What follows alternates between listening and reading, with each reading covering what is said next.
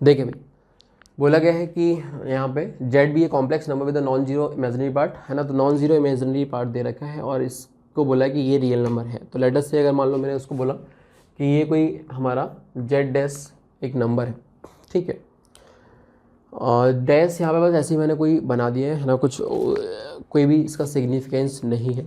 अगर ये complex number real है तो ऑब्वियस सी बात है कि इसका जो क्या बोलते हैं कॉन्जुगेट होगा वो इसी के बराबर आएगा, है ना, तभी तो जाके जो आयोटा के साथ वाला पार्ट है वो ज़ीरो बनेगा। ठीक है, ये वाली चीज़ आपको पता होती है। तो हमने क्या किया, बस यही कर दिया कि this is equal to this. But उससे पहले ना एक काम कर ले, हम ट्राई करते हैं कि कम से कम जगह जेड देखें, जिससे कि अपन बार जब लें तो कम से कम जगह वो बार लगे, है ना। तो उसके लिए हमारे पास चीज़ें देखो, न्यूमरेटर डिनोमिनेटर लगभग सेम ही सी है। तो हमने क्या एक काम किया कि इसी में z dash is equal to, यहाँ पे हमने क्या किया 2 माइनस 3z कर दिया प्लस 4z स्क्वायर कर दिया और प्लस का 6z कर दिया और सेपरेट कर दिया। तो आपको पता है कि जब मैं ऐसा लिखूँगा, है ना, तो कुछ कुछ ऐसा ही आ जाएगा 2 minus 3z plus 4z square. अब ये वाली चीज़ 1 बन जाएगी, तो जेड डैश जो है 1 प्लस 6। अच्छा, मैंने क्या बोला, कम से कम जब देखें अभी भी 3 जगह दिख रही है, तो हमने क्या किया जेड से भी डिवाइड लगा दिया। जेड से डिवाइड लगाते ही हो जाएगा कितना 2/z प्लस 4z माइनस 3। अब आप देख सकते हो कि अब सिर्फ और इससे ज़्यादा कम से कम तुम नहीं कर सकते, 2 ही जगह जेड अपना दिख रहा है।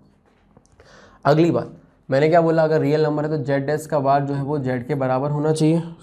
सही है, जेड डैश का बार जो है वो जेड के बराबर होना चाहिए। तो जो भी हम ये नंबर हम लिखेंगे ही लिखेंगे, सॉरी जेड डैश, ये नंबर तो हम लिखेंगे ही लिखेंगे। अब जब इस पर बार लगाएंगे तो इस पर लगाने का मतलब नहीं है, इस पर लगाने का मतलब नहीं है, इस पर लगाने का मतलब है। तो और मतलब जेड बार और यहाँ पे जेड जेड की जगह जेड जेड बार हो जाना है और -3 तो ऐसा कैसे ही रहेगा।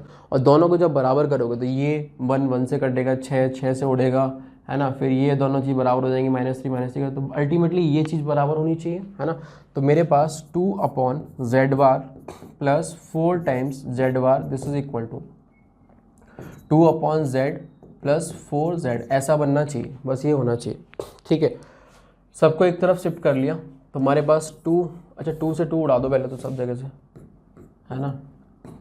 अब इस तरफ ले आए तो 1/z बार minus 1/z plus 2 times z बार माइनस z। ठीक है, दिस इज इक्वल टू 0, ऐसा बन जाएगा।